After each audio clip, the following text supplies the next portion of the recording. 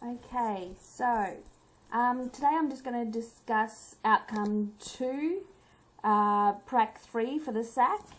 At this point, we're at least assessing your ability to complete these activities, and when we return back to school, we'll end up doing the SAC related to it.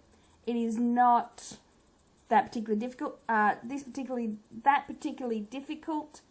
All you need to do is watch 2 videos, and they're about the Big Bang Theory, so it's the actual show, so it's a nice easy one. So today's is going to be about operant conditioning, and if you watch those 2 clips, so clip 1, right, and clip 2, clip 1, it's related to this one here, right?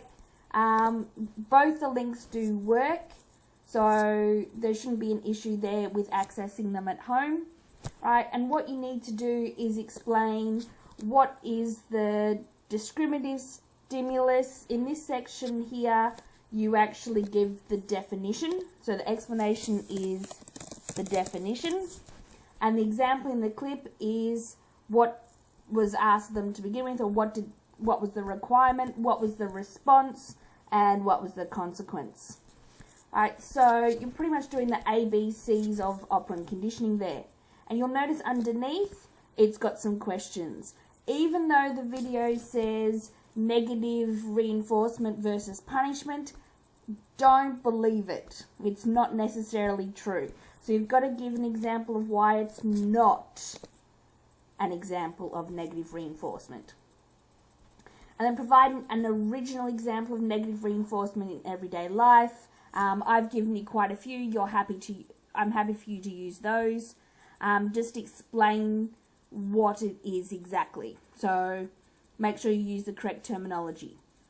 Explain using psychological terminology whether the consequence in the clip was an example of a response cost or a punishment. Now, response cost is negative punishment, whereas punishment is a positive punishment. So you may want to look those up in your notes. And then outline 3 factors that will ensure the consequence in the clip will be effective for the target learner. So you may need to look through your notes, hint, hint, nudge, nudge, looking at the timing, at whether or not it's considered to be appropriate, pretty much go through that sort of thing. So whether or not it will influence that behaviour. Now, you'll have to watch the second clip. For this one, you can pretty much use the same definitions that you had for this one. For the top one, for clip 1, because the definitions don't change. Just the examples in the clip, and once again, it's another Big Bang Theory clip. And then you need to do this particular topic. These particular questions. So, pick one, only one of the 2 clips, right? The dot point or topic being studied obviously is going to be operant conditioning. Title of experiment, undertaken, observed. You can actually use the title of the video in that one, that's fine. Listen to find all concepts relevant to this experiment. So, what are the terms associated with operant conditioning? Aim of the experiment, so what were they trying to do? And you're relating it to the video. Not what you were trying to do, but what is the people in the video trying to do. And then description of the activity, observation, include the following information if relevant, right? So the participants. Who were the participants in the video? What materials were used in the video? What was the description of the experimental procedure? What happened step by step? And then the experimental design, right? Operant conditioning, here's a hint, uses repeated trials again and again and again. So, there was a hint there.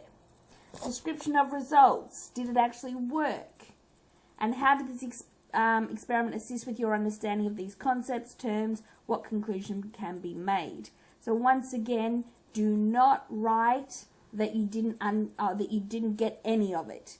You understood some of it, at least, right? So what conclusion can be made about operant conditioning as it relates to what we have covered in those videos. There are no other questions in that particular one there. My advice, and this is the best advice I can give, do the second clip for this section here. Do the second clip. It is easy, it is straightforward, and it tends to be very, very clear. Just be aware that what Sheldon was saying in regards to what type of reinforcement / punishment he was using is not necessarily correct. So be aware of that. Please make sure that you get this done. Keep following the guidelines set out in that little document that I sent you and what's on Compass and Microsoft Teams. Please make sure, no matter what happens, if I've put a post up there, at least give a thumbs up or something to let me know that you have seen it. Thank you.